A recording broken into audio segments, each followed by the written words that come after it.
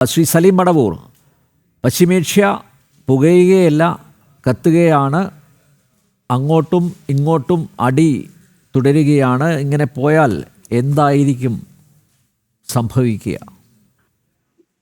അല്ല, ഇസ്രായേൽ വിചാരിച്ചത് എളുപ്പത്തില് ഈ ഗാസയിലെ തുറന്ന ജയിലിൽ പാവപ്പെട്ട കുട്ടികളടക്കമുള്ളവരെ കൂട്ടക്കുരുതി ചെയ്തതുപോലെ ഇറാനിലും അങ്ങ് മൂക്കിൽ വലിച്ചു കയറ്റിക്കൊള്ളാന്നാണ് ഇസ്രായേൽ വിചാരിച്ചത്.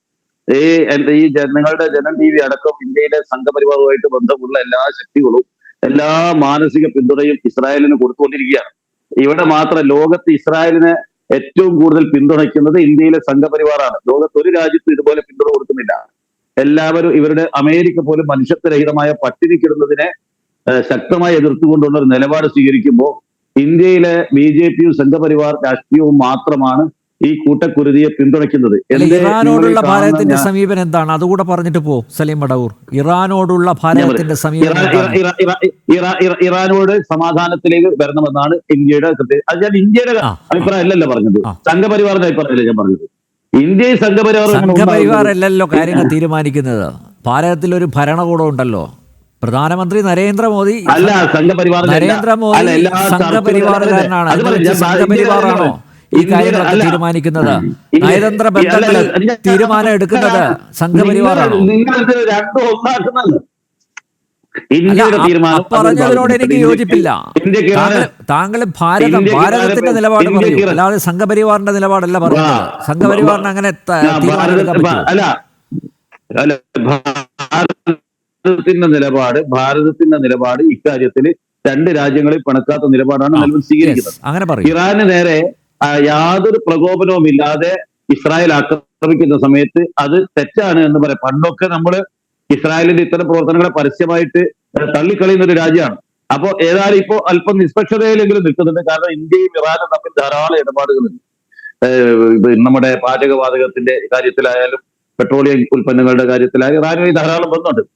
അങ്ങനെ ഒരു എളുപ്പത്തില് ഈ കാര്യത്തിൽ ഇന്ത്യക്ക് ഇടപെടാൻ സാധിക്കില്ല. ഇവിടെയുള്ള അടിസ്ഥാന പ്രശ്നം എന്ന് പറഞ്ഞാൽ ഒരു പ്രകോപനവും ഇല്ലാതെ ലോകത്തെ എല്ലാ ഈ ആണവ ആയുധങ്ങൾ നിർമ്മിക്കുന്ന രാജ്യങ്ങൾക്കെതിരെയും ഇസ്രായേൽ പ്രവർത്തിക്കുമോ? അങ്ങനെയാണെങ്കിൽ അവരാണോ ലോക പോലീസ്? അമേരിക്ക പോലും അതിന് തയ്യാറാവുന്നില്ല. എന്നിരിക്കെ ഏകപക്ഷീയമായി ഇസ്രായേൽ ഇറാനെതിരെ അക്രമം നടത്തി അങ്ങ് പോകാൻ തങ്ങളുടെ മേലെ വരുന്ന എല്ലാ മിസൈലുകളും ഡ്രോണുകളും തങ്ങളുടെ കയ്യിലുള്ള ഈ സംവാദത്തിന്റെ തുടക്കത്തിൽ ബെഞ്ചമിൻ നെതന്യാഹു കൃത്യമായിട്ട് പറഞ്ഞിട്ടുണ്ട്. അതായത് വൻതോതിൽ ആണവ സംവിധാനം ഒരുക്കിയ ഇറാൻ 9 ആറ്റം ബോംബുകൾ തയ്യാറാക്കിയിട്ടുണ്ട്. നാളിതുവരെയുള്ളതിൽ വെച്ച് ഏറ്റവും വലിയ ആണവായുധ ശേഖരം തയ്യാറാക്കാനാണ് ഇറാൻ ശ്രമിച്ചത് എന്നൊക്കെ ബെഞ്ചമിൻ നെതന്യാഹു പറയുന്നു. യാതൊരു പ്രകോപനവും ഇല്ലാതെയാണ് ആക്രമണം പറയുന്നത്. അല്ല, ബെഞ്ചമിൻ നെതന്യാഹു നോക്കാൻ ആരാ? ലോക പോലീസോ? അവരാണോ നോക്കേണ്ടത്? ബെഞ്ചമിൻ നെതന്യാഹു നോക്കാൻ ആരാണ്? അങ്ങനെയാണ് ഇസ്രായേൽ ആദ്യം ഈ ആണവായുധം ഉണ്ടാക്കുന്നത് നിർത്തുവോ? അവര് പലസ്തീൻ ജനതയ്ക്ക് നേരെ നടത്തുന്ന കൂട്ടക്കുഴി നിർത്തുവോ? ആദ്യം സ്വയം നന്നായിട്ടല്ലേ മറ്റവരോട്. ഇവരാരത് പറയാൻ? ആവശ്യമില്ലാത്ത കളി കളിച്ചപ്പോ നന്നായിട്ട് പൊള്ളി. എനിക്ക് അപ്പോൾ നിരപരാധികളായ കുറെ ആളുകൾ രണ്ട് രാജ്യത്ത് മരിച്ചു വീഴുന്നു എന്നുള്ളതിലാണ്. പേര് കേട്ട പ്രതിരോധ സംവിധാനം, അവിടെ ഏത് ആയുധം വന്നാലും ഭൂമിയിൽ വീഴാതെ പ്രതിരോധിക്കാനുള്ള സംവിധാനമുണ്ട്. അത് ലോകത്ത് മുഴുവൻ കൊടുക്കുന്നെന്നൊക്കെ പറയുന്ന ഇസ്രായേലിൽ വ്യാപകമായിട്ട് എനിക്ക് അവിടുത്തെ മാധ്യമങ്ങളുടെ കൂടെ പറയാം കേട്ടോ. ഇസ്രായേലിലുള്ള മാധ്യമങ്ങൾ ഇന്ത്യയിലെ നമ്മുടെ മാധ്യമങ്ങളെക്കാൾ വളരെ ഉയർന്ന നിലവാരത്തിലുള്ള മാധ്യമങ്ങളാണ്. ഒരു യുദ്ധം നടക്കുന്ന സമയത്ത് അല്ലെങ്കിൽ എന്തെങ്കിലും ഒരു തർക്കം ഉണ്ടാകുന്ന സമയത്ത് ഇന്ത്യയിലെ മാധ്യമങ്ങളൊക്കെ തന്നെ നമ്മുടെ ഒരു അമിതമായ ദേശീയ എന്താ പറയുക ദേശസ്നേഹം എന്നൊക്കെ പറയാം ഒരു ഭാഗത്ത് മാത്രം റിപ്പോർട്ട് ചെയ്യുന്നു. പക്ഷെ ഇസ്രായേലിലെ 3 പത്രങ്ങൾ, ഒന്ന് ടൈംസ് ഓഫ് ഇസ്രായേൽ, ഒന്ന് ഹാരറ്റ്സ്, പിന്നെ നമ്മുടെ ജെറൂസലേം പോസ്റ്റ്, ഈ 3 പത്രങ്ങൾ സ്ഥിരമായിട്ട് ലോക വാർത്തകൾ ഉണ്ടാകുമ്പോൾ പരിശോധിക്കുന്ന മാധ്യമങ്ങളാണ്. അവർ കൃത്യമായിട്ട് ഇസ്രായേലിൽ നടന്നിരിക്കുന്ന നാശനഷ്ടങ്ങളും എവിടെയൊക്കെയാണ് വീണത് എന്നൊക്കെ വളരെ കൃത്യമായിട്ട് റിപ്പോർട്ട് ചെയ്യുന്നു. അപ്പൊ അവിടുത്തെ ഒരു മാധ്യമ രംഗത്ത് ഇസ്രായേലിലുള്ള ഒരു സ്വാതന്ത്ര്യം, അത് ഒരു ജൂതരാഷ്ട്രമാകട്ടെ എന്തോ ആകട്ടെ, മാധ്യമങ്ങൾക്ക് ആ രാജ്യത്ത് പൂർണ്ണ സ്വാതന്ത്ര്യം, അവർ കൃത്യമായിട്ട് രാജ്യത്തിന്റെ തെറ്റുകളും എല്ലാം തുറന്ന് വാർത്ത കൊടുക്കുന്ന ഒരു സംവിധാനം എനിക്ക് കാണാൻ സാധിച്ചു. അത് സ്വാഗതമാണ്. അത്തരം ഒരു സംവിധാനത്തിൽ അവിടെ വാർത്തകളൊക്കെ തുറന്നു കൊടുക്കുന്നുണ്ട്. ചില നല്ലത് പറയണല്ലോ, നമ്മൾ എല്ലാത്തിനെയും അടച്ച് ആക്ഷേപിക്കരുത്. അവിടെ ജനാധിപത്യ സംവിധാനത്തിൽ ആ വാർത്തകളൊക്കെ തന്നെ അവിടുത്തെ മാധ്യമങ്ങൾ ഗവൺമെന്റ് ലോകത്തിനെതിരെയുള്ള വാർത്തകളും ഈ യുദ്ധവുമായിട്ട് ബന്ധപ്പെട്ടുകൊണ്ട് മാധ്യമങ്ങൾ പ്രസിദ്ധീകരിച്ചിരുന്നു. അപ്പൊ അത് വളരെ വ്യക്തമായി പറയുന്നുണ്ട്, അവിടെ വൻതോതിൽ നാശനഷ്ടങ്ങൾ ഉണ്ടായി, ഈ മിസൈലുകളൊക്കെ താഴെ വീണു, അതേവരെ തങ്ങൾക്ക് നേരെ വരില്ല, എല്ലാ അലാറം വരുന്ന സമയത്ത് മാറി നിന്നാൽ മതി എന്ന് വിചാരിക്കുന്ന ജനങ്ങളൊക്കെ തന്നെ ഇപ്പോൾ ഭയപ്പാടിലാണ്. രാജ്യത്തെ ഒരാവശ്യവുമില്ലാതെ ഒരു യുദ്ധത്തിലേക്ക് വലിച്ചഴച്ചു കൊണ്ടുപോയി അവിടുത്തെ ഭരണകൂടത്തിനെതിരെ ഇസ്രായേലിലെ ജനങ്ങൾ പ്രതികരിക്കുകയാണ്. ജനങ്ങൾ അതിനോട് വളരെ ശക്തമായി പ്രതികരിക്കുകയാണ്. എല്ലാ രാജ്യങ്ങളോട് യുദ്ധം ചെയ്ത് ഇസ്രായേലിന് അവർ വിചാരിച്ചത് എന്താണ്? അത് സലീം മടവൂർ കൈ നിട്ടതാണ്. അല്ല, ഒരു സംശയം ചോദിച്ചോട്ടെ. ഒരു സംശയം നിങ്ങൾക്ക് അവസാനം പറയുന്നത് എന്റെ അങ്ങനെ ഒരു അല്ല, ഈ പറഞ്ഞതിനോട് ചേർത്തൊരു സംശയം അതും കൂടി ക്ലിയർ ചെയ്ത് പോവാണെങ്കിൽ നല്ലതാ. ഒന്ന് വഴങ്ങി കൊടുക്കൂ പ്ലീസ്. അല്ല, ഇപ്പോ ഇറാൻ തിരിച്ചാക്രമിച്ചു, അത് ഈ അയൺ ഡോം ഭേദിച്ച് അവിടെ താഴെ വീണു, ഭയങ്കര വീരവാദമൊക്കെ മുഴക്കുന്ന കണ്ടല്ലോ. ആ കൂട്ടത്തില് 5 പലസ്തീനിയൻസ് അവിടെ വൂണ്ടഡ് ആയിട്ടുണ്ട്. അതിനകത്ത് 3 പേര് കൊല്ലപ്പെട്ടിട്ടുണ്ട്. അത് വെസ്റ്റ് ബാങ്കിലാണ്. പലസ്തീനിയൻസ് ആണ് കൊല്ലപ്പെട്ടത്, ഇറാനാണ് കൊന്നിരിക്കുന്നത്. അതിനെ കുറിച്ചും കൂടി 2 വാക്ക് പ്ലീസ്. അല്ല, ഞാൻ പറഞ്ഞല്ലോ, നിരപരാധികളായ ആളുകളുടെ മരണം, അത് പലസ്തീനി ആയാലും ഇസ്രായേലി ആയാലും സാധാരണ മനുഷ്യർ മരണപ്പെട്ടാൽ എന്നെ സംബന്ധിച്ച് ഒരുപോലെ വേദനിക്കും. അല്ലെ, പറയട്ടെ എനിക്ക് പറയട്ടെ.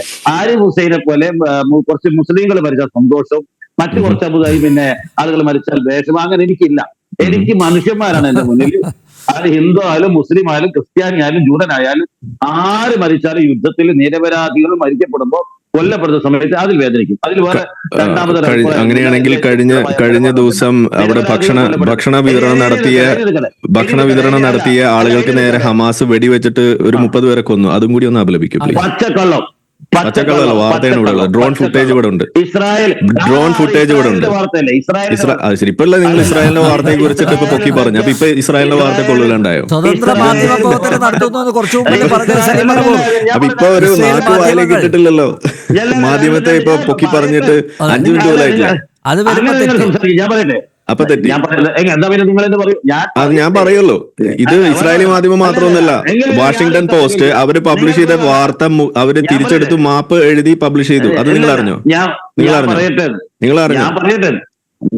അങ്ങനെ ഒരു ചോദ്യത്തിന് ഉത്തരവായിട്ടാണെങ്കിൽ മുന്നോട്ട് പോകില്ല. അത് ശരി, ഇതാണോ ജനാധിപത്യ ബോധം? അല്ല, ജനാധിപത്യ ബോധം നിങ്ങൾ സംസാരിക്കുമ്പോൾ ഞാൻ മിണ്ടില്ല. ചോദിച്ചതിന് ഉത്തരം പറയൂ.